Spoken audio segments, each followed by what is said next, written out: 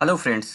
सी language सीखने की series में आज हम देख रहे हैं माई क्लास का लेक्चर नंबर 38, जिसमें आज हम पढ़ेंगे किसी भी प्रोग्रामिंग लैंग्वेज में या सी लैंग्वेज में सबसे मेन और इम्पॉर्टेंट टॉपिक में से एक फंक्शंस के बारे में।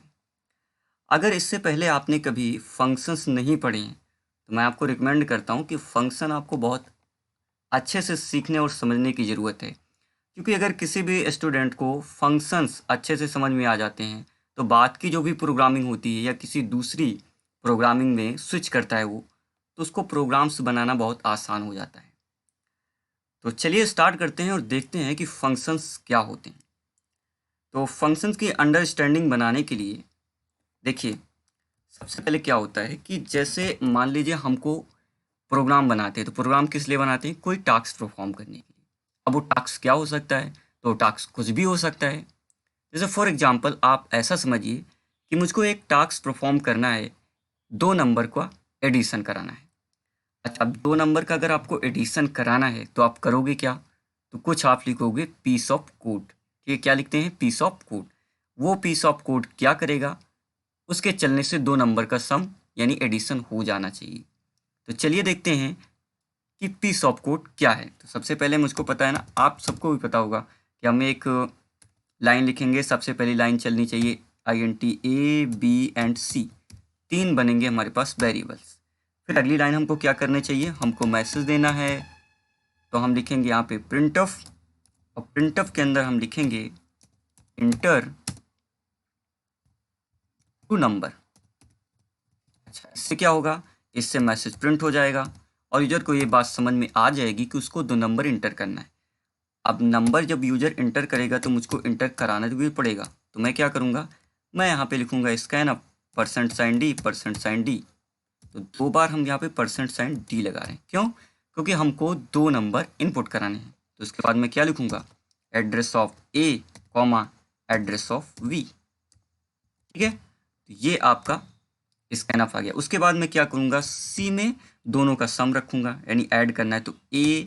ठीक है, तो पहले क्या करूँगा? A plus B assign C। और उसके बाद फिर एक प्रिंटफ लिखूँगा। ठीक है, अब मुझको प्रिंट भी कराना है सम, तो यहाँ पे मैं लिख दूँगा सम इज %d, और %d की जगह प्रिंट क्या होना चाहिए? जहाँ पे सम रखा है यानी C। अच्छा, अब मुझको बताइए इतनी लाइंस जो हमने लिखी हैं, ठीक है, इतनी लाइंस, ये पीस ऑफ कोड है। ये क्या है? किसी भी कोडिंग का एक पीस है, पीस ऑफ कोड है, जिसके चलने से होगा क्या? इस पूरी लाइन के चलने से हम 2 नंबर का एडिशन कर पा रहे हैं। यानी कि अगर हमको कोई टास्क परफॉर्म करना था 2 नंबर एडिशन करने का, तो उसके लिए मुझको इतना पीस ऑफ कोड लिखना पड़ा।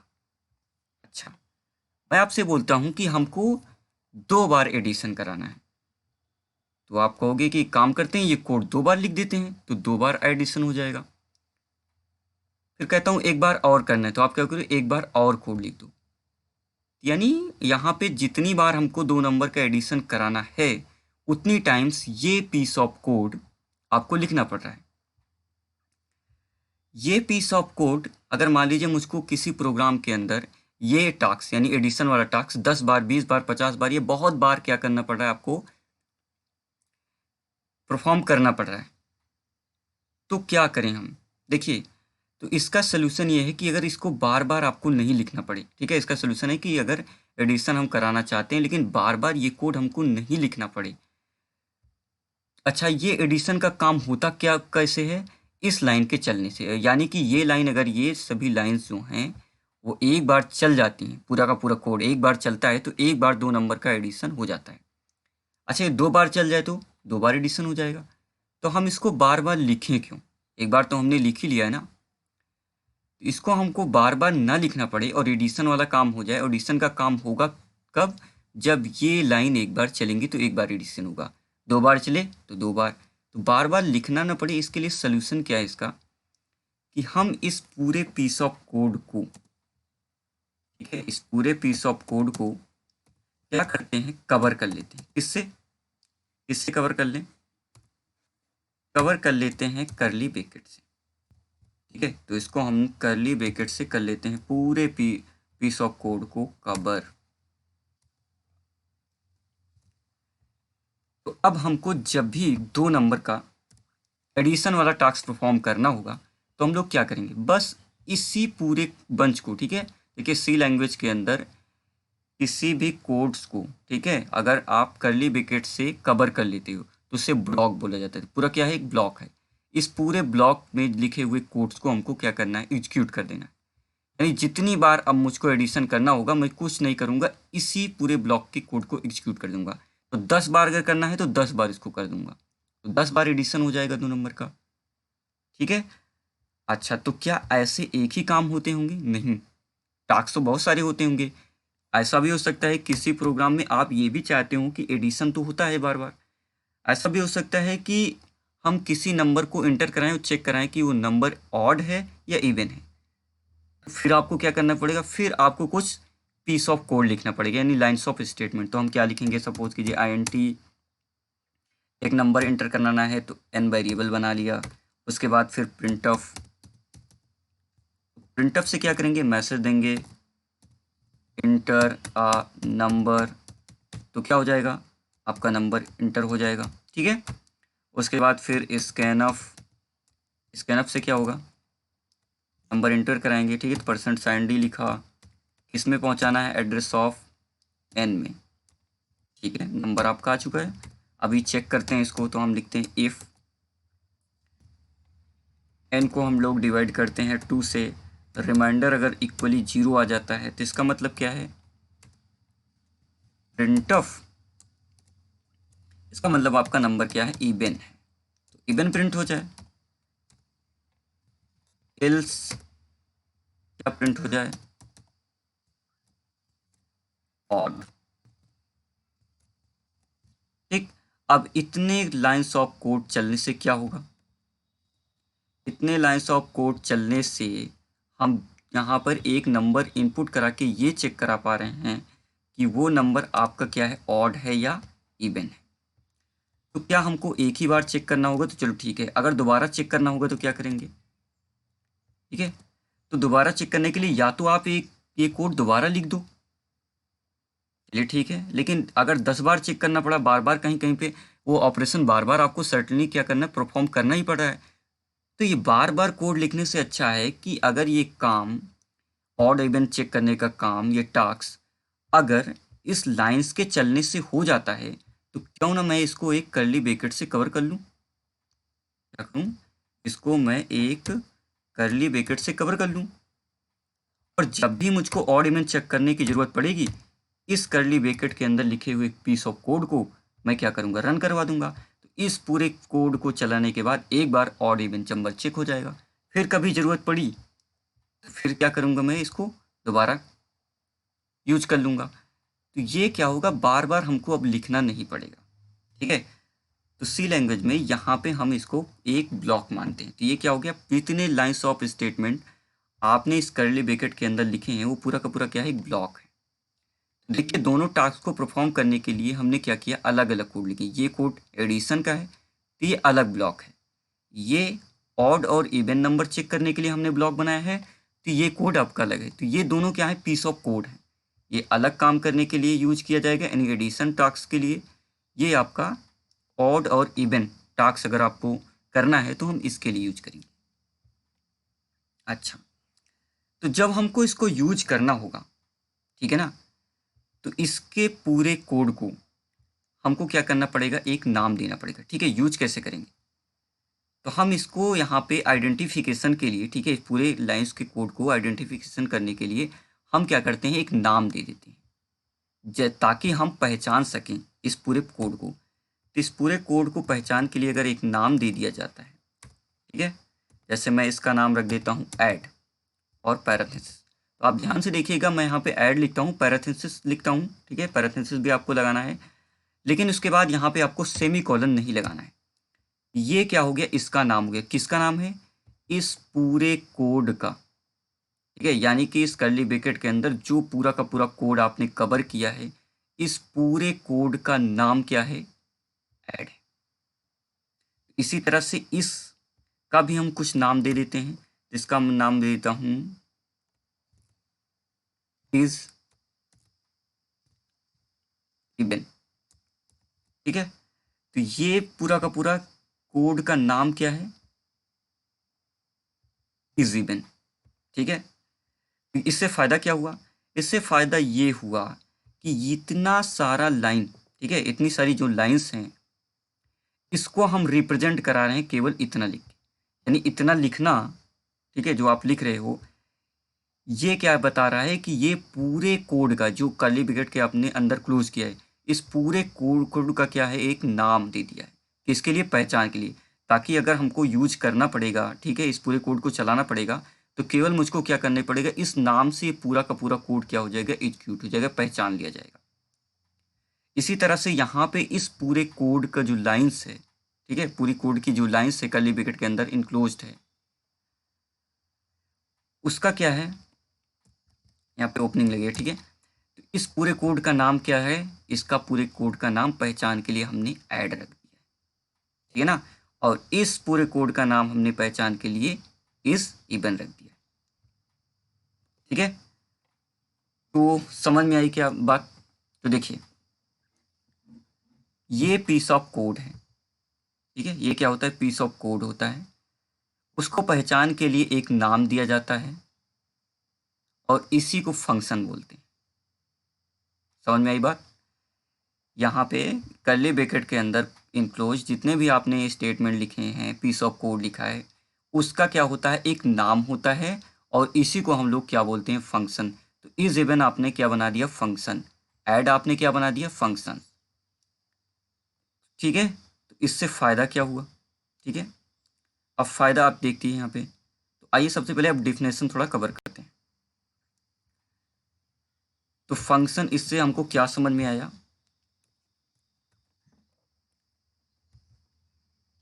इससे हमको यहाँ पे ये समझ में आया कि व्हाट इज फंक्शन।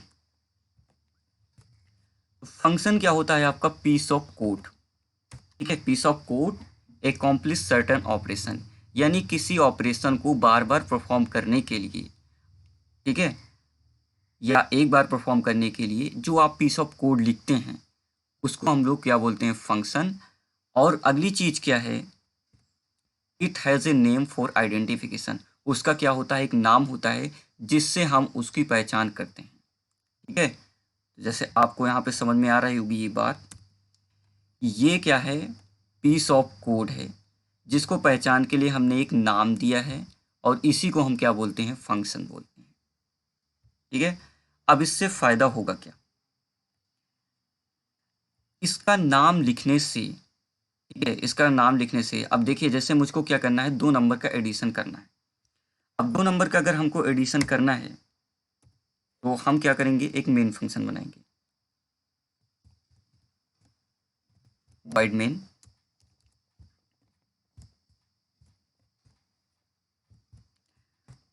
और मुझको जब 2 नंबर का एडिशन करना हो, ठीक है, पहले तो मैं CLR लगाता हूँ, ठीक है। तो जब भी मुझको 2 नंबर को ऐड करना पड़ेगा, ठीक है, तो फायदा क्या हो रहा है, मुझको 2 नंबर को ऐड करना पड़ेगा, तो मैं केवल इतना लिखूंगा, ऐड, दैट्स इट। अब देखिए यहाँ पे मेन फंक्शन के अंदर केवल इतना लिखना, ठीक है, केवल कितना लिखना, ऐड, इतना लिखना इस पूरे कोड को लिखने के बराबर है, ठीक है। तो यहाँ पे अगर आप ऐड लिख रहे हैं तो कितने के बराबर है, इस पूरी लाइंस के बराबर है, केवल इतना लिखना। यानी क्या हो रहा है कि आइडेंटिफिकेशन के लिए इस पूरी लाइन को हमने एक जब नाम दे दिया ऐड, तो इससे क्या रहे हैं, पूरे कोड को हम लोग आइडेंटिफाई कर रहे हैं, किस नाम से, ऐड नाम से।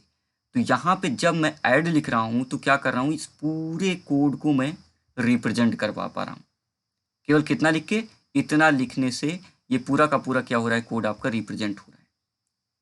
और जब मुझको अब देखिए एडिशन करना है तो मैंने यहाँ पे ऐड इसको कॉल कर लिया, तो इससे क्या हो जाएगा, ये पूरा का पूरा आपका एग्जीक्यूट हो जाएगा, पूरा कोड चल जाएगा।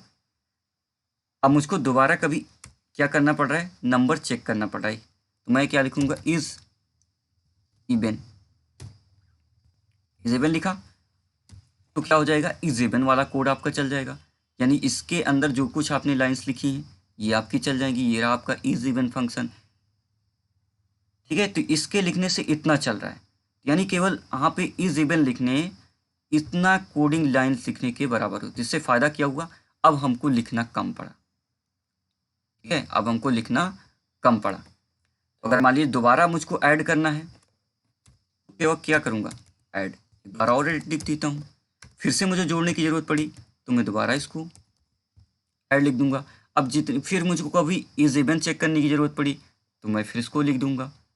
ठीक है, तो ये आपका फिर गेट सी एच यहाँ पे कॉल कर लेते हैं।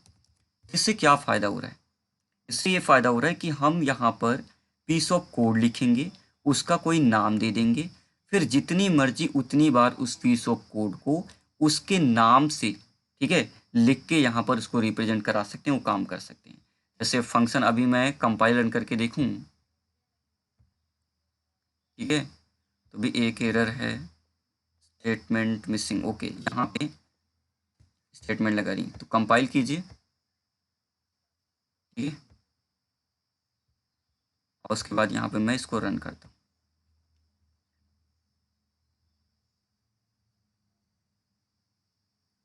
ओके, यहाँ पे इज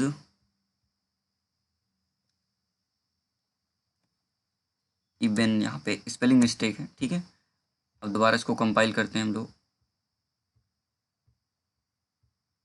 और रन करते हैं। ठीक है, इंटर टू नंबर, जैसे मैंने लिखा 2 3 sum is 5, enter a number तो मैंने लिखा 5, और enter two number sum is 68, enter two number दोबारा मुझको पूछ रहा है तो 2 लिखा, 6 लिखा, 8। अब देखिए केवल मेरा इतना लिखना, ठीक है, इतना लिखना किसके बराबर है, इस इतने पूरे लाइंस लिखने के बराबर है। अभी आपको अपने को क्या समझ में आया कि फंक्शन क्या होता है। Function is a piece of code, जो कि आपको किसी ऑपरेशन को, सर्टेन ऑपरेशन को परफॉर्म करने के लिए लिखना पड़ता है। तो function is a piece of code, और उसको हम कवर करते हैं एक कर्ली ब्रैकेट से, और उसका एक आइडेंटिफिकेशन के लिए एक नाम देते हैं, और उसी को क्या बोलते हैं, फंक्शन बोलते हैं। ठीक है, अच्छा, यहाँ पे जो डिफिनेशन लिखी है ये आपकी है, फिर इज इवन का कोड कहाँ पे है, ये है आपका। तो अगर आपको यहाँ पे इज इवन, और अब जितनी मर्जी उतनी बार आप इसको लिखेंगे, केवल इतना लिखेंगे और इतना लिख के आप इतने को रिप्रेजेंट करवा पा रहे हैं। इससे फ़ायदा हो रहा है कि आपको लिखना कम पड़ रहा है। ठीक है, तो फंक्शन आपको यहाँ पे समझ में आया होगा कि क्या होता है।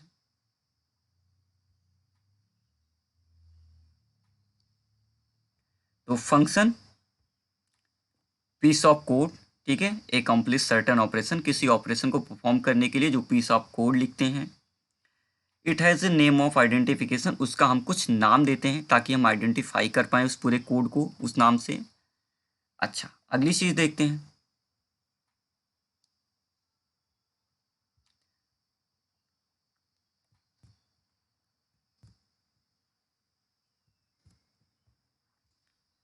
तो यहाँ पे आप देख सकते हैं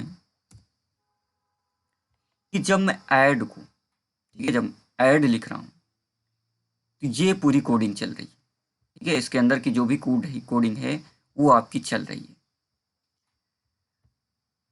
तो ये फंक्शन किसने बनाया है, ऐड, ऐड नाम का जो फंक्शन है, ऐड क्या है, फंक्शन है, इसको किसने बनाया है, इसको हमने बनाया है। इसलिए जब ऐड को हम कॉल कर रहे हैं तो ये पीस ऑफ कोड आपका चल रहा है। इसी तरह से आप नीचे देखेंगे तो क्या है, इज इवन, इसको किसने बनाया है, इसको हमने बनाया है। तो जब इज इवन आपको फंक्शन यहाँ पे चलेगा तो क्या होगा, ये पीस ऑफ कोड चलेंगे, तो इसको हमने बनाया है। तो आप ऊपर देख सकते हैं कि कुछ और फंक्शंस हैं, जैसे क्लियर स्क्रीन, ये भी तो एक फंक्शन है, लेकिन इसके चलने से कौन सा कोड चल रहा है ये हमको नहीं पता है। देखिए, ऐड फंक्शन हमने बनाया है, इसलिए हमको पता है कि ऐड फंक्शन के चलने से कौन सी पीस ऑफ कोड एग्जीक्यूट हो रहे हैं, क्योंकि इसको हमने बनाया है। लेकिन यहाँ पे क्लियर स्क्रीन चल रहा है, ठीक है, तो ये भी एक फंक्शन है, इस ये भी किसी पीस ऑफ कोड, ठीक है, पीस ऑफ कोड का क्या है, नाम है, जिसको यहाँ पे CLR SCR से रिप्रेजेंट कर रहे हैं। यानी कि ये भी क्या है, पीस ऑफ कोड जिसका नाम है CLR SCR। इसके चलने से वो सारे पीस ऑफ कोड चल रहे होंगे, लेकिन हमको नहीं पता कि क्या चल रहा है। लेकिन हमने ऐड फंक्शन बनाया है, इसलिए यहाँ पे जब ऐड को हम कॉल कर रहे हैं, ठीक है, तो ये सब क्या हो रहे हैं, आपके फंक कोड, लाइन्स ऑफ कोड चल रहे हैं। इसका मतलब क्या है कि यहाँ पे जो फंक्शन हम बनाते हैं, ठीक है, यूजर जो हम लोग बनाए हैं, इसको बोलते हैं यूजर डिफाइंड फंक्शन। ठीक है, यानी हमने ऐड फंक्शन किसने बनाया, हमने बनाया। इज इवन फंक्शन किसने बनाया, हमने बनाया। तो जो फंक्शन यूजर्स बनाता है तो उसको बोलते हैं यूजर डिफाइंड फंक्शन। तो क्लियर स्क्रीन भी तो एक फंक्शन है, ठीक है, ये भी तो किसी पीस ऑफ कोड का नाम ही है, जिसके चलने से उसके अंदर का कोड चल रहा होगा। लेकिन ये हमने नहीं बनाया, इसलिए हमको नहीं पता कि इसके पीछे कौन सी लाइन चल रही होंगी, लेकिन कुछ ना कुछ लाइन्स ऑफ की पीस ऑफ कोड चल रहे हैं। तो CLR SCR हमने नहीं बनाया तो किसने बनाया, किसी प्रोग्रामर ने पहले से बनाकर सी लैंग्वेज के अंदर यहाँ पे रख दिया है, उसकी लाइब्रेरी में इसको रख दिया है। तो जब हम CLR SCR फंक्शन को कॉल करते हैं तो उसके पीछे का जो कोड होगा वो आपका चलता है और स्क्रीन आपकी क्लियर हो जाती है। तो ऐसे फंक्शन जो कि पहले से बने बनाए हैं और उनका काम भी प्री डिफाइन होता है, यानी पहले से निर्धारित है उसका काम क्या होगा। जैसे देखिए, ऐड फंक्शन आपने बनाया तो उसमें आपने बता दिया कि ये काम होता है, ये काम आपको करना है। तो ऐड फंक्शन जब भी यहाँ पे हम लिखेंगे तो इसके अंदर की जो भी लाइन है वो रिप्रेजेंट हो जाएंगी, वो चलेंगी। लेकिन CLR SCR फंक्शन के अंदर प्रोग्रामर ने कुछ लाइन्स लिखी होंगी जो कि इसके लिखने से चलती होंगी, लेकिन वो पहले से प्री डिफाइंड है, तो हम उसको चेंजेस नहीं कर सकते हैं। ऐसे फंक्शन जो कि पहले से बिल्ट इन होते हैं, यानी बने बनाए होते हैं, रेडीमेड होते हैं, उनको हम क्या बोलते हैं, प्री डिफाइंड फंक्शन।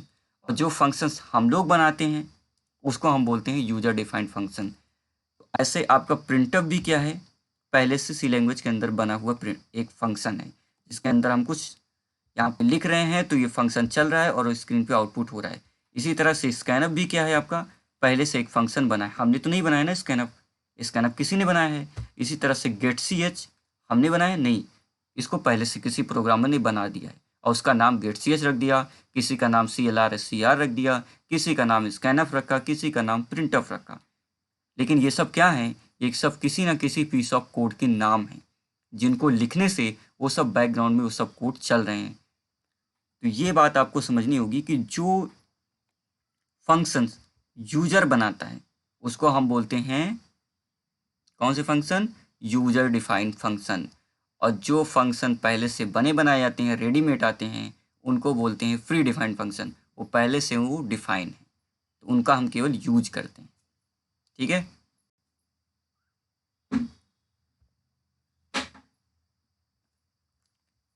तो अब यहाँ पे बात आपको समझ में आ गई होगी। तो फंक्शन कितने टाइप्स के होते हैं, फंक्शन होते हैं आपके दो टाइप के। पहले को बोलते हैं predefined function. Predefined function वे फंक्शंस होते हैं जो कि पहले से बने होते हैं, जैसे CLR SCR वगैरह, ठीक है, ये सब होते हैं। यूजर डिफाइंड फंक्शन वो फंक्शंस होते हैं जो कि हम लोग बनाते हैं। ठीक है, चलिए आइए देखते हैं कुछ और टेक्निकल टर्म्स।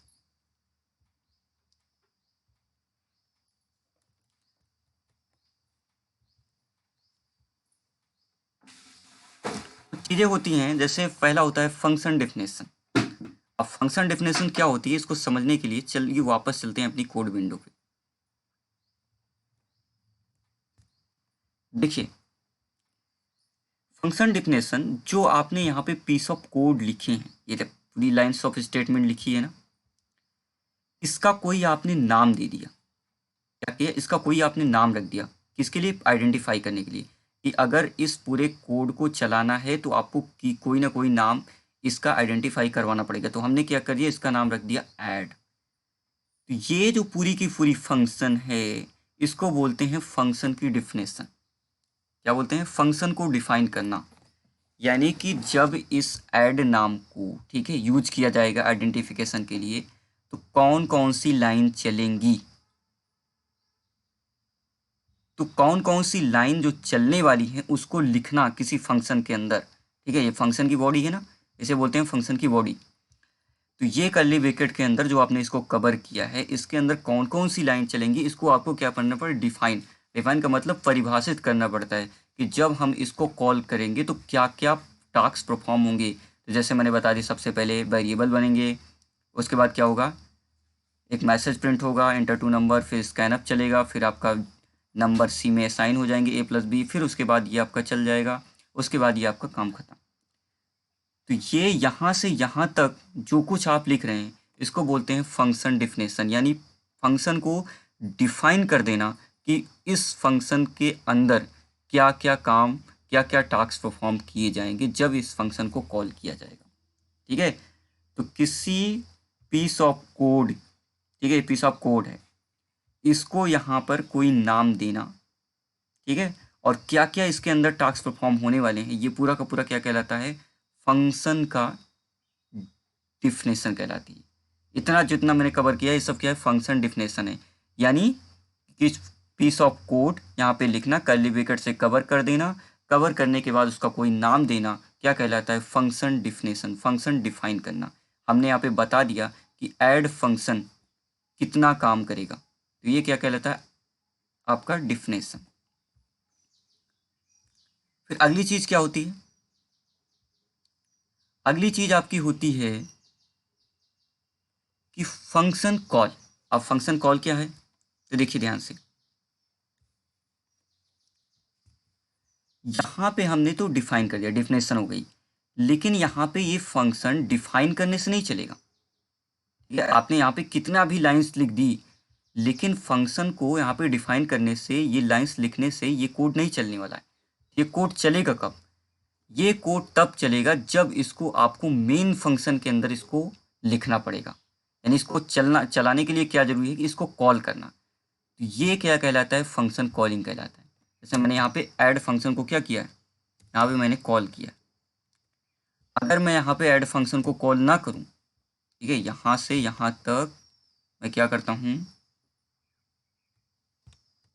ठीक है, देखिए क्लियर स्क्रीन, गेट सीएस, दो फंक्शन मैंने यहाँ पे कॉल किए। तो ऐड और इज इवन ये फंक्शन आपके नहीं चलने वाले हैं। ठीक है, उसके बाद मैं इसको रन कराता हूँ।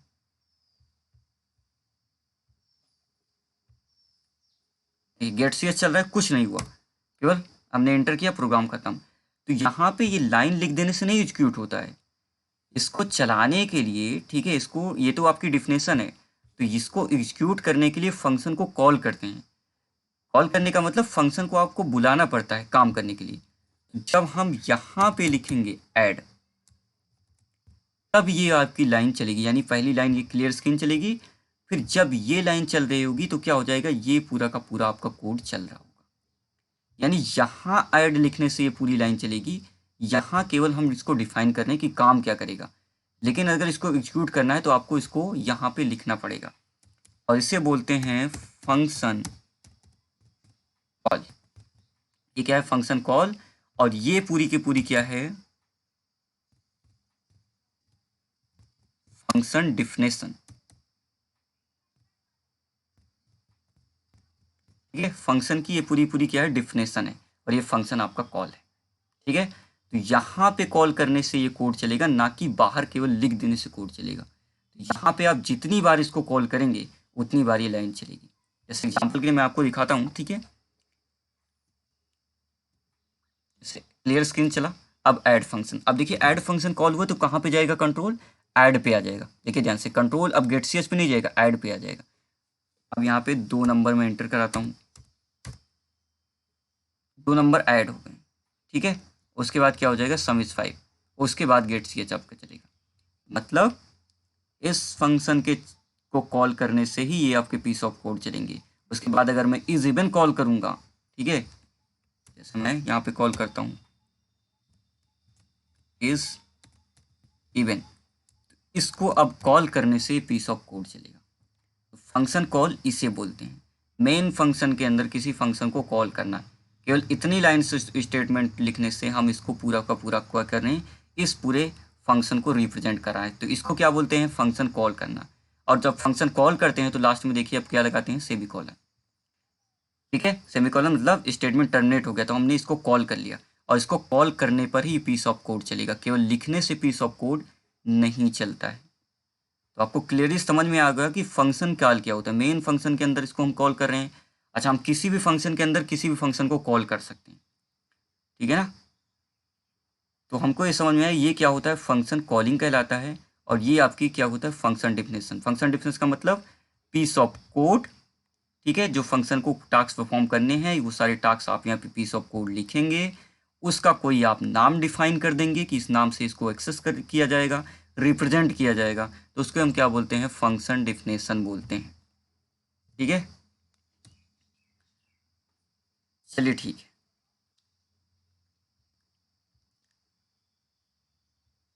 तो हमको यहाँ पर अगली चीज़ हम देखते हैं फंक्शन डिक्लेरेशन, यानी फंक्शन प्रोटोटाइप भी बोला जाता है। तो भी फंक्शन डिक्लेरेशन हम लोग छोड़ देते हैं, ठीक है, इसको पेंडिंग रखिए, अगले लेक्चर में हम इसको देखने वाले हैं। तो लेकिन आपको फंक्शन डिफिनेशन, फंक्शन कॉल समझ में आ गया। फंक्शन डिक्लेरेशन हम आगे टर्म्स देखेंगे, अभी इसको हम पेंडिंग देखते हैं, ठीक है। इसे फंक्शन का प्रोटोटाइप भी बोलते हैं। आइए अब देखते हैं कुछ एग्जाम्पल, जिससे हमको अच्छे से समझ में आ जाएगा कि फंक्शंस बनाने से क्या यूसेज होता है। तो चलिए देखते हैं।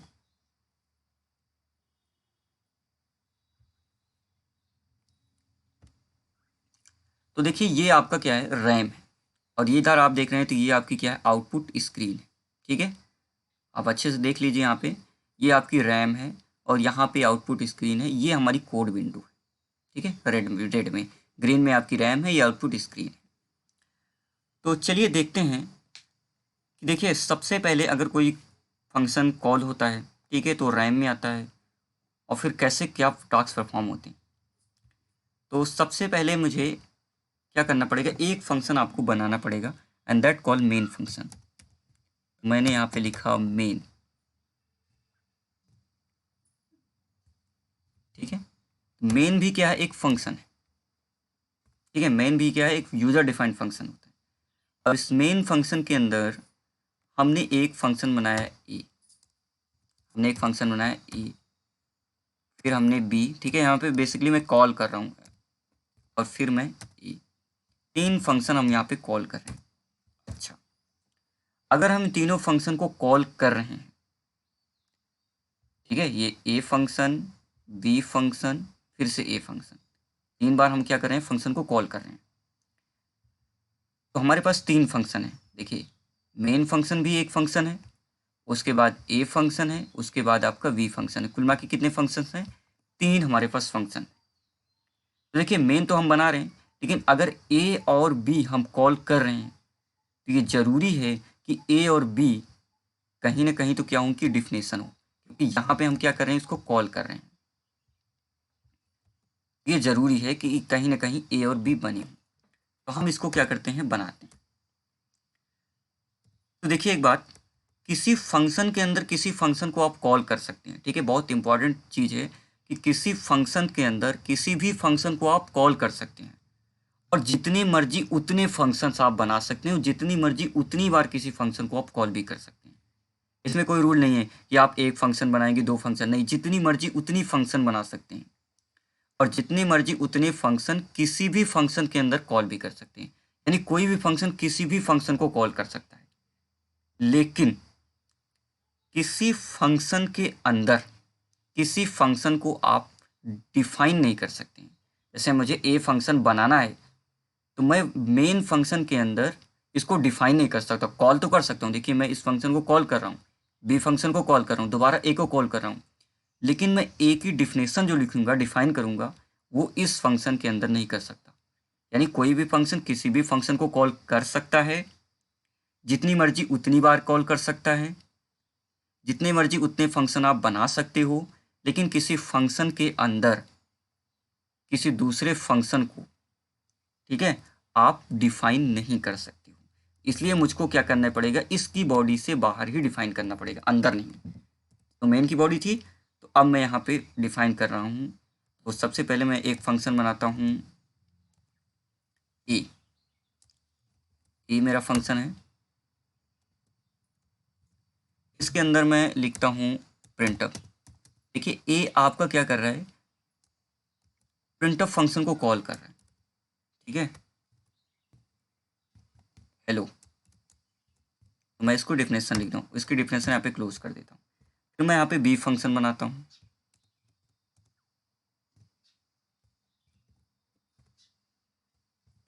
और बी फंक्शन के अंदर सिंपली मैं क्या करता हूँ, ए फंक्शन को कॉल कर लेगा। ठीक है, ऐसा कर सकते हैं, इसमें कोई दिक्कत नहीं। देखिए ये पूरा का पूरा क्या है, ये आपका है मेन फंक्शन। ठीक है, फिर ये क्या है, ये वाला फंक्शन है।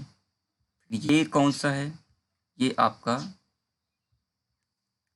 बी फंक्शन है। ठीक है, बात समझ में आ रही है, ये आपका बी फंक्शन है। तो हम यहाँ पर देख रहे हैं कि बी फंक्शन ए फंक्शन को कॉल कर रहा है।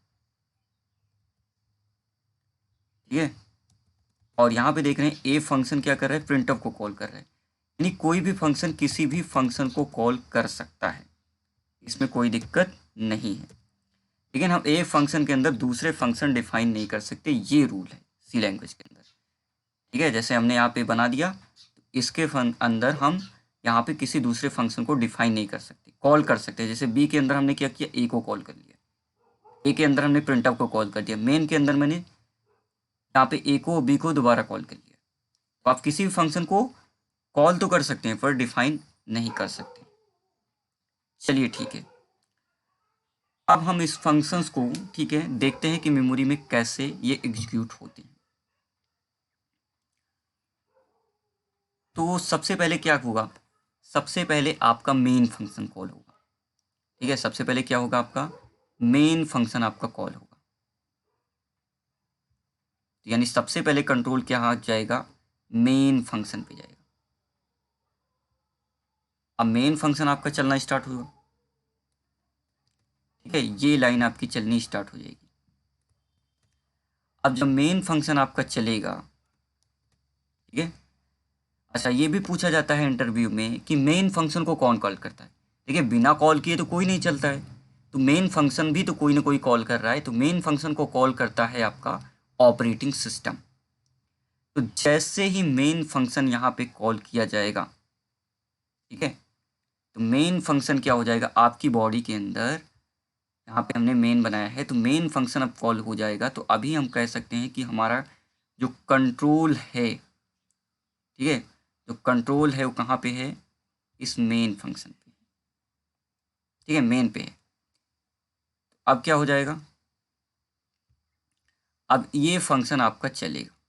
इस फंक्शन के चलने से क्या हो जाएगा, आपका यहाँ पे मेन फंक्शन लोड हो जाएगा, किसमें, रैम के अंदर। ये आपका है मेन फंक्शन। अब मेन फंक्शन देखिए मेमोरी में आ चुका है। अच्छा, किसी भी फंक्शन को रैम मेमोरी के अंदर जगह दो यूसेज से मिलती है। पहला यूसेज क्या होता है कि वो अपने अंदर कुछ इंस्ट्रक्शन होते हैं उसको स्टोर करने के लिए। दूसरा, उस फंक्शन के अंदर क्या होते हैं, आपके कुछ डेटा होते हैं उनको स्टोर करने के लिए। दो रीज़न से आपकी मेमोरी आपकी मिलती है आपके फंक्शन को। ठीक है, पहला आपके डेटा को स्टोर करने के लिए, दूसरा आपके कुछ सेट ऑफ इंस्ट्रक्शन को स्टोर करने के लिए। अब सबसे पहले मेन फंक्शन आ चुका है रैम में, तो मेन आपका लोड हो चुका है। अब मेन आपका जब यहाँ पे लोड हो चुका है तो अगला काम क्या होगा, मेन को किसने कॉल किया, ऑपरेटिंग सिस्टम ने। तो मेन आपका लोड हो गया और रैम में इसको मेमोरी मिल चुकी है। अगला काम क्या होगा, अब अगली लाइन चलेगी, यानी कि यहाँ पे ए आपका चलेगा। अच्छा, ए चलेगा यानी ए फंक्शन यानी कंट्रोल अब कहाँ पे आ चुका है, कंट्रोल अब यहाँ से हट चुका है। और कंट्रोल कहाँ पे चलेगा, अगली लाइन पे आपका चलेगा। अगली लाइन पे चलने का मतलब कंट्रोल यहाँ पे आ जाएगा। यहाँ पे आने का मतलब क्या हो जाएगा, अब ये लाइन आपकी चलेगी। इसका कोड कहाँ पे लिखा है, यानी कंट्रोल आपका यहाँ से जंप करेगा, जिसने इसको कॉल किया। ठीक है, यहाँ से इसने कॉल किया है, मेन ने ए को कॉल कर लिया। तो अब क्या हो जाएगा, अब यहाँ से कंट्रोल हट जाएगा। ठीक है, और उसके बाद कंट्रोल कहाँ पे आ जाएगा, कंट्रोल आ जाएगा यहाँ पे। अब ए आपके चलना स्टार्ट हो जाएगा। जब ए को कॉल कर लिया गया तो रैम में क्या आ जाएगा, आपका ए फंक्शन आ जाएगा। तो अब देखिए रैम में क्या आ चुका है, आपका ए फंक्शन भी आ चुका है। ए नाम का फंक्शन आपका आ चुका है। ठीक है, देखिए सबसे पहले क्या लोड हुआ था, सबसे पहले लोड हुआ था आपका मेन फंक्शन, उसके बाद आ चुका है आपका ए फंक्शन। अब ए फंक्शन की अगली लाइन चलना स्टार्ट हो जाएगी। ठीक है, तो तो अगली लाइन कौन सी चलेगी, अगली लाइन इसकी चलेगी, देखिए यहाँ पे कंट्रोल आएगा, फिर अगली लाइन चलेगी प्रिंटफ। तो ए फंक्शन ने क्या किया, प्रिंटफ फंक्शन को कर लिया है कॉल। तो अब क्या हो जाएगा आपका प्रिंटफ फंक्शन, ठीक है, प्रिंटफ फंक्शन आपका आ जाएगा रैम में लोड हो जाएगा। चलिए देखते हैं।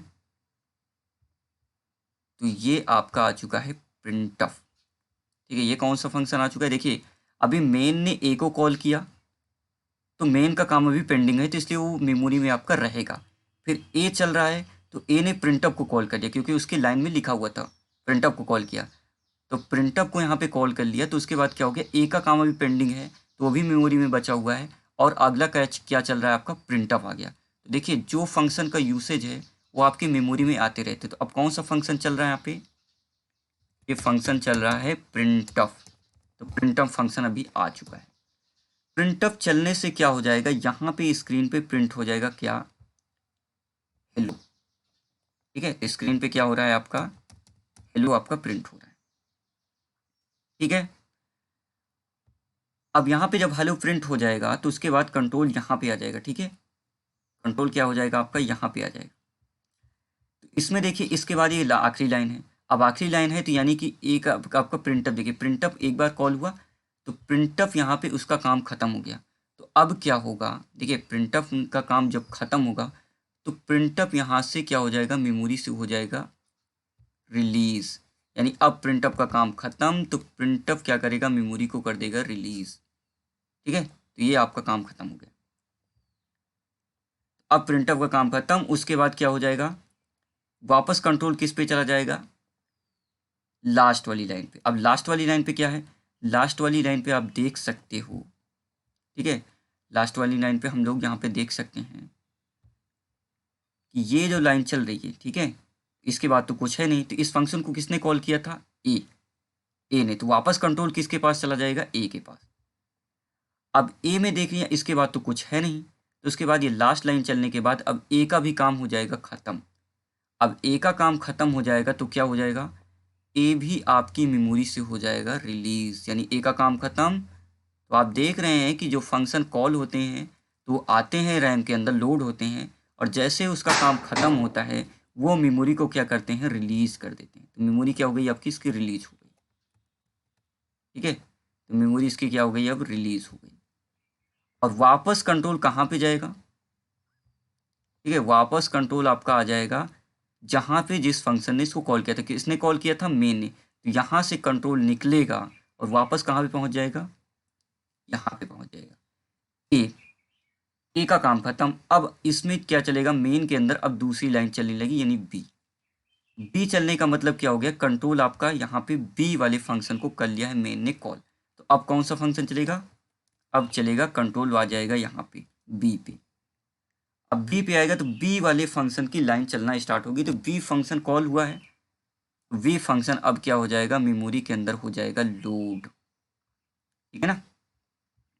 तो अब देखिए क्या हो रहा है, अब यहाँ पे बी फंक्शन मेमोरी के अंदर हो जाएगा लोड। इसका क्या नाम है, इस फंक्शन का नाम है वी। तो बी की लाइन चलना हो जाएगी स्टार्ट, बी को मेमोरी मिली, फिर बी के अगली लाइन में आप देखिए तो क्या हो गया, ए, यानी अब कंट्रोल किस पे आ गया, ए पे आ गया। अब ए आपका क्या होगा, कंट्रोल ए को कॉल कर लेगा, तो बी ने किससे कॉल कर लिया, ए नाम के फंक्शन को। अब क्या होगा, अब ए को भी मिल जाएगी आपकी मेमोरी, देखिए ए को मेमोरी मिल गई। ये कौन सा फंक्शन है, ये फंक्शन है आपका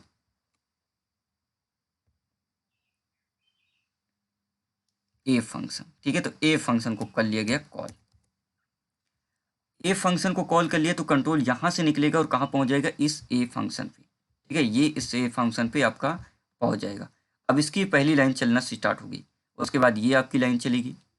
तो इसने क्या किया, ए नाम के फंक्शन ने, देखिए अभी मेन ने किसको कॉल किया, बी को, बी ने किसको कॉल कर लिया, वापस ए को। अब ए के अंदर क्या लिखा है, प्रिंटअप, तो प्रिंटअप क्या हो जाएगा, फिर से हो जाएगा कॉल।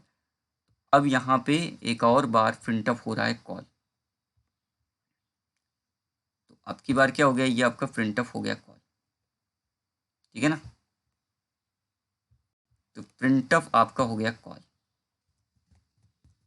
प्रिंटफ फंक्शन जब आपका कॉल हो गया तो क्या होगा, एक बार और फिर से स्क्रीन पे प्रिंट हो जाएगा क्या, हेलो। ठीक है ना, क्या प्रिंट हो जाएगा, हेलो आपका प्रिंट हो जाएगा। हेलो प्रिंट होने के बाद अगला काम क्या होगा आपको पता है। अब देखिए, अगला काम आपका यही होना है कि ये जो है प्रिंटफ, इसका काम खत्म हो गया तो ये मेमोरी से हो जाएगा रिलीज, यानी फंक्शन आते हैं, उनका प्रिंटफ का काम खत्म, तो प्रिंटफ अपनी मेमोरी कर देगा रिलीज। प्रिंटफ को कॉल किसने किया था, ए नाम के फंक्शन ने। देखिए, तो ए नाम के फंक्शन को वापस कंट्रोल आएगा, तो ए के नीचे कुछ और लिखा है नहीं, लाइन खत्म, तो ए भी क्या हो जाएगा, मेमोरी से रिलीज। देखिए ये भी, इसका भी काम खत्म हो गया। अब वापस कंट्रोल कहाँ पे जाएगा, ए ने, ए को जिसने कॉल किया, तो ए किसने कॉल किया था, बी ने, तो बी पे आ जाएगा। ठीक है, बी पे, बी ने कॉल किया था, बी के अगली लाइन देखिए तो अगली लाइन कुछ नहीं है, तो बी का भी काम खत्म हो चुका है, इसलिए वापस अब बी भी क्या हो जाएगा, मेमोरी से रिलीज हो जाएगा। ठीक है, तो बी आपका चला गया मेमोरी से। अब वापस कहाँ पे जाएगा, जिसने बी को कॉल किया था, बी किसने कॉल किया था, मेन फंक्शन ने, और मेन ने यहाँ पे बी को कॉल किया था, वापस कंट्रोल यहाँ पे। अब अगली लाइन चलना स्टार्ट होगी, तो वापस मेन फंक्शन ने ए फंक्शन को कर लिया है कॉल, तो एक बार फिर से रैम के अंदर आ जाएगा आपका कौन सा फंक्शन, ए फंक्शन, और ए फंक्शन ने दोबारा कॉल किया किसको, प्रिंटफ फंक्शन को। तो ये देखिए दोनों बार यहाँ पे आ चुके हैं, ए को कॉल किया गया तो ये आपका ए नाम का फंक्शन है, मेमोरी पर लोड हुआ। उसके बाद यहाँ पे आप देखेंगे तो ये कौन सा फंक्शन है, ये प्रिंटफ फंक्शन है, एक बार फिर से प्रिंटफ हो गया है कॉल। ठीक है, अब ए ने किसको कॉल किया, प्रिंटफ ने, तो प्रिंटफ का काम क्या है, प्रिंटफ के अंदर एक स्टेटमेंट है हेलो, तो एक बार फिर से स्क्रीन पे प्रिंट हो जाएगा हेलो। अच्छा, हेलो प्रिंट करने के बाद क्या होगा, हेलो प्रिंट करने के बाद अगली लाइन चेक की जाएगी, तो अगली लाइन, अब देखिए प्रिंटफ का काम जब खत्म हुआ, प्रिंटफ का एक ही लाइन थी, प्रिंटफ का काम खत्म, तो फिर से मेमोरी हो जाएगी आपकी रिलीज, और वापस कंट्रोल ए के पास जाएगा। अब ए देखेगा अगली कुछ लाइन है, तो उसके बॉडी के अंदर और कुछ है नहीं, तो क्या हो जाएगा आपका ए भी मेमोरी से हो जाएगा रिलीज, और वापस कंट्रोल किसके पास जाएगा, जिसने ए को कॉल किया था, तो ए किसने कॉल किया था, मेन फंक्शन थे।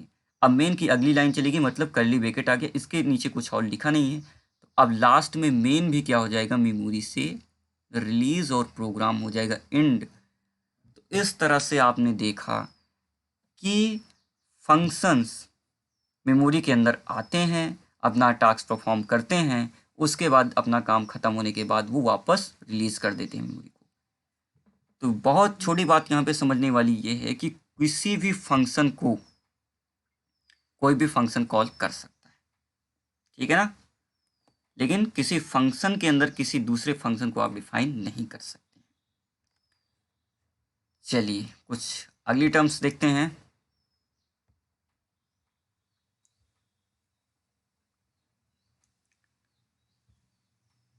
कुछ रिमेंबर पॉइंट आपको करने हैं, ठीक है, मैं आपको बता देता हूँ। कुछ पॉइंट्स हैं जिसको आपको रिमेंबर करना है, वो पॉइंट्स क्या क्या हैं।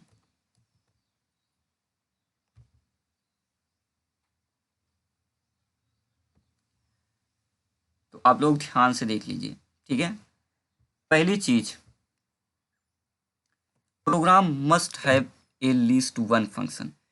किसी भी प्रोग्राम के अंदर कम से कम एक फंक्शन का होना जरूरी है, कम से कम एक फंक्शन होगा, ठीक है, ये जरूरी है, क्योंकि बिना एक एक भी फंक्शन के आपका प्रोग्राम नहीं बन सकता। किसी प्रोग्राम में एक फंक्शन होना जरूरी है। Function name must be unique, तो फंक्शन का नाम क्या होना चाहिए, यूनिक होना चाहिए, यानी जैसे किसी का नाम रखा ए तो दूसरे का नाम ए आप नहीं रख सकते, अलग अलग होनी चाहिए। तो फंक्शन का नाम आप एक जैसा नहीं रख सकते, अलग अलग, वो क्या होनी चाहिए, यूनिक होनी चाहिए, ठीक है, डुप्लीकेट नहीं हो सकते, यूनिक होंगे। अगली चीज, function is an operation once defined can be used many time. इसका मतलब क्या हो गया कि फंक्शन जो होते हैं वो ऑपरेशन करने के लिए बनाए जाते हैं, तो हमको केवल उनको एक बार डिफाइन करने की जरूरत पड़ती है, ठीक है। डिफिनेशन हमने देखी एक ही बार किया था, लेकिन can be use money time, तो एक बार हमको डिफाइन करके कितनी बार भी उसको काम में ले सकते हैं। जैसे हमने एडिशन में देखा था, जितनी बार जोड़ना है उतनी बार ऐड फंक्शन को कॉल कर रहे थे। तो एक बार डिफाइन किया तो आप मनी टाइम्स जितनी टाइम्स है उसको यूज कर सकते हैं। अगली चीज, one function in the program must be main. एक फंक्शन आपका सी लैंग्वेज के अंदर मेन का होना जरूरी है, ठीक है ना। बिना मेन फंक्शन के आपका प्रोग्राम नहीं चल सकता है। अच्छा, एक बात और, मेन फंक्शन एक आपका होना जरूरी है, एक फंक्शन आपका मेन जरूर रहेगा, क्योंकि मेन फंक्शन से ही क्या होता है, एग्जीक्यूशन स्टार्ट होता है। अच्छा, मेन फंक्शन को आप ऊपर नीचे कहीं भी लिख सकते हैं, लेकिन एग्जीक्यूशन हमेशा कहाँ से स्टार्ट होगा, मेन फंक्शन से। ऐसा नहीं है कि आपने डिफाइन कर दिया ऊपर और मेन को लिख दिया नीचे तो ऐसा कुछ होगा। हमेशा एग्जीक्यूशन जो होगा वो मेन फंक्शन से होगा। तो मेन फंक्शन चाहे आप ऊपर लिखिए चाहे नीचे लिखिए, उससे कोई मतलब नहीं है। तो एक फंक्शन आपका प्रोग्राम मस्ट भी क्या होना चाहिए, मेन होना चाहिए आपके प्रोग्राम के अंदर। अच्छा, function consume memory only when it is invoked and release from RAM as soon as it finished is job. इसका मतलब क्या कि फंक्शन आपकी मेमोरी में, ठीक है, आपकी मेमोरी में तभी जगह लेते हैं जब उनको क्या करते हैं, कॉल होते हैं। यानी वो कॉल किए जाएंगे, बुलाए जाएंगे, तभी आपके रैम के अंदर मेमोरी लेंगे। उनको डिफाइन करने से रैम में जगह नहीं लेते हैं वो, लेकिन जब उनको कॉल करते हैं तभी वो जगह लेते हैं। और जैसे ही उनका जॉब खत्म हो जाता है तैसे वो क्या करते हैं, मेमोरी को रिलीज कर देते हैं। यानी फंक्शन डिफाइन करने से रैम में कोई जगह फंक्शन नहीं लेता है। फंक्शन जगह तब लेता है जब उसको हम कॉल करेंगे, जैसे हमने पिछले स्लाइड में उसको देखा था कि जब हम लोग फंक्शन को कॉल करते थे तभी रैम में लोड होता था, और जैसे काम खत्म होता था वो आपका क्या होता है, फंक्शन चला जाता है। अच्छा, फंक्शन क्या होता है कि लास्ट इन फर्स्ट आउट, यानी सबसे लास्ट में जो फंक्शन आएगा वो सबसे पहले जाएगा। ये भी बात ध्यान रखिएगा, जैसे हमने पिछले स्लाइड में देखा था कि सबसे पहले मेन को कॉल किया तो सबसे लास्ट में आपका हो गया, लेकिन सबसे लास्ट में हमने क्या कॉल किया था, सबसे लास्ट में हमने कॉल किया था प्रिंटअप को, तो प्रिंटअप सबसे पहले जाता था। तो यहाँ पे लास्ट इन फर्स्ट आउट। अच्छा, कुछ और। अच्छा, तो बेनिफिट्स क्या क्या हैं इसके, आइए इसको भी डिस्कस कर लेते हैं।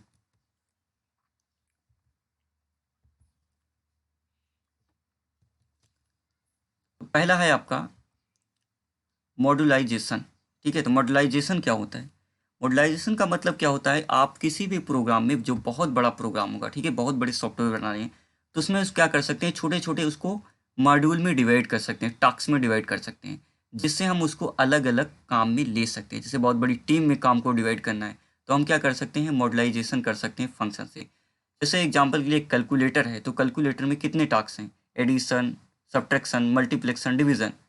तो हम इनको क्या कर सकते हैं, अलग अलग टास्क में डिवाइड कर सकते हैं। तो कोई हो सकता है, कोई बंदा एडिशन वाला एडिशन वाला पोर्शन डिफाइन कर रहा हो, कोई हो सकता है मल्टीप्लेक्शन वाला, कोई डिवीजन वाला, ठीक है, कोई आपका सब्ट्रैक्शन वाला, यानी अलग अलग कोड्स और पीस ऑफ कोड अलग अलग बंदे लिख रहे हों।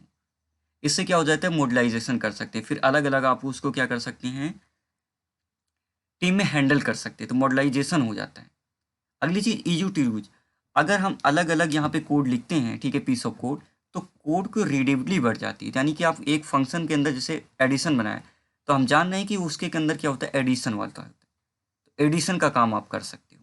तो उसके अंदर रीडेबिलिटी बढ़ जाती है कि आप उसको अच्छे से रीड कर सकते हो। ये सब्ट्रैक्शन वाला कोड है, मल्टीप्लेक्शन वाला है, तो अलग अलग उसको रीड कर सकते हैं। अच्छा, अलग अलग कोड्स अगर यहाँ पे रीड कर सकते हैं तो ईजी टू डिबग, यानी उसको टेस्टिंग करना भी आसान होता है। आप देखिए, प्रोग्राम को तो एक साथ आपको टेस्ट करना ही होता है, लेकिन आप चाहें तो एक एक पोर्शन को, यानी सबसे पहले एडिशन को चेक करें, फिर मल्टीप्लेक्शन, फिर डिवीजन, ठीक है, फिर सब्ट्रैक्शन। इस तरह से अलग अलग फंक्शन की कोड भी आप अलग अलग तरीके से टेस्ट कर सकते हैं। तो इससे क्या होता है, उसकी टेस्टिंग बहुत ज़्यादा आसान हो जाती है। अच्छा, कभी आपको मॉडिफाई करना पड़ेगा तो क्या करेंगे, तो आप एक फंक्शन के अंदर मॉडिफिकेशन करेंगे तो दूसरे पे असर नहीं आएगा, ठीक है। तो किसी भी फंक्शन के अंदर जो वेरिएबल्स होते हैं उनके स्कोप अलग अलग होता है, तो स्कोप अगर एक से दूसरे को हम एक्सेस करते हैं तो वो नहीं हो सकता है। इसलिए यहाँ पे मॉडिफिकेशन आसान हो जाता है, यानी एक फंक्शन का स्कोप दूसरे फंक्शन के स्कोप से अलग होता है, तो किसी भी फंक्शन के वेरिएबल को किसी दूसरा वेरिएबल एक्सेस नहीं कर सकता है। तो इससे मॉडिफाई करना आसान हो जाता है, यानी एक एक फंक्शन के कोड को आप अलग से मॉडिफाई करेंगे तो पूरे प्रोग्राम में अलग किसी दूसरे फंक्शन पे उसका इफेक्ट नहीं आएगा। अगली चीज़, अवॉइडिंग री writing of same code over and over. तो बार बार एक ही कोड लिखना, ठीक है, इसको हम अवॉइड कर सकते हैं। यानी एक बार कोड लिखेंगे फिर मनी टाइम्स उसका यूज करेंगे, बार बार आप उसको री राइटिंग करने का जो टेंशन है, ठीक है, झाम है, वो आपका नहीं होगा। तो आप इसको देख सकते हैं, तो आप अवॉइड कर सकते हैं बार बार रीराइट के कोड को, ठीक है। सेम कोड को बार बार रिवाइट करने से आपको आसानी हो सकती है, अवॉइड कर सकते हैं इस चीज़ को, ठीक है। ये बात आपको यहाँ पे समझ में आई होगी। तो हमने देखा यहाँ पे फंक्शंस क्या होते हैं, ठीक है। फंक्शन की डेफिनेशन भी आपको समझ में आएगी होगी, ठीक है। अच्छा, ये तो था फंक्शन का इंट्रोडक्शन। क्या था? फंक्शन का इंट्रोडक्शन। इसके आने वाले चैप्टर में हम देखेंगे फंक्शन के डेप्थ में, ठीक है। तो इंट्रोडक्शन चैप्टर था कि फंक्शन का यूज कैसे क्यों करते हैं, लेकिन इसके आने वाले चैप्टर में हम नहीं देखेंगे। फिलहाल हमने आज क्या समझा, इसको समराइज करते हैं। तो हमने देखा कि फंक्शन क्या होते हैं, पीस ऑफ कोड, ठीक है। ये क्या होता है? पीस ऑफ कोड, जिसका कि कोई एक नाम होता है। जैसे हमने इसके आइडेंटिफिकेशन के लिए एक नाम दिया है, इसी को हम क्या बोलते हैं? फंक्शन। तो ऐड क्या है? फंक्शन। ऐड को कॉल करने से क्या होगा? ये पीस ऑफ कोड चलेंगे। इज इवन क्या है? इज इवन क्या है? इज इवन आपका है इस पूरे पीस ऑफ ब्लॉक का नाम। इस पूरे ब्लॉक का क्या नाम हमने लिख दिया आइडेंटिफिकेशन के लिए? Is even. तो इज इवन क्या है? एक फंक्शन है, यानी कुछ पीस ऑफ कोड जिसको कर्ली ब्रैकेट से कवर करते हैं, और कवर करने के बाद उसको आइडेंटिफाई करने के लिए कोई नाम देते हैं, और उसी को हम लोग क्या बोलते हैं? फंक्शन। और फंक्शन ये होती ही आपकी डिफिनेशन। ये पूरी की पूरी क्या है? डिफिनेशन। लेकिन डिफिनेशन लिखने से थोड़ी फंक्शन चलता है, यानी कि मेमोरी में फंक्शन कब चलेगा? जब फंक्शन को कर रहे होंगे कॉल। जैसे मैंने ऐड फंक्शन को यहाँ पे कॉल किया, तब ये चलेगा। ऐड लिखना मतलब यहाँ पे इतना स्टेटमेंट लिखना। क्या इतना स्टेटमेंट? इतना मात्र लिखना इतने लिखने के बराबर है। तो हमको बार बार लिखने वाला झाम नहीं पड़ रहा है, ठीक है। तो बार बार आप इसको लिखेंगे। एक बार इसको लिखा, अब जितनी बार मुझको जोड़ना होगा उतनी बार मैं ऐड यहाँ पे लिखता चलूँगा। जैसे मैं एक बार और ऐड करना है, एक बार और लिख दिया, तो ये इसको लिखने से क्या होगा? ये कोड एक बार और चल जाएगा। एक बार और एडिशन करना है तो क्या करेंगे? एक बार और ऐड लिख दिया तो एक बार और चल जाएगा, ठीक है ना। अच्छा, फंक्शन की जो रिलेशन होती है, ठीक है, उसको हम अगले चैप्टर में देखेंगे। तो आज हमने देखा यहाँ पे फंक्शन का इंट्रोडक्शनरी लेक्चर। तो फंक्शंस क्या होते हैं, ठीक है ना। तो ये सब फंक्शंस के आपके फ़ायदे होते हैं। तो आने वाले वीडियोस में हम देखेंगे फंक्शंस को डेप्थ में, और उसके कैसे हम डिफ़ाइन करते हैं, कैसे उसको कॉल करते हैं, इसको हम देखेंगे अगले वीडियो से। फ़िलहाल आपको फंक्शन का मतलब समझ में आया होगा, ठीक है।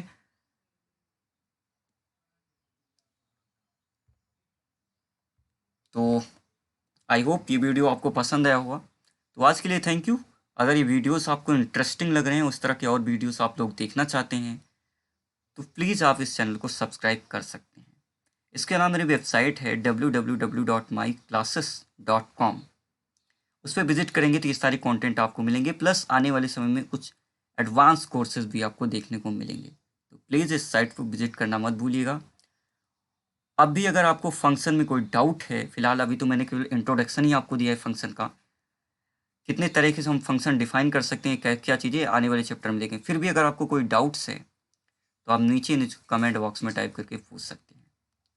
तो अगर वीडियो आपको पसंद आया तो वीडियो को लाइक कीजिए, दोस्तों के साथ शेयर कीजिए। मैं मिलता हूँ आपसे अगले वीडियो में, तब तक के लिए thank you and good bye.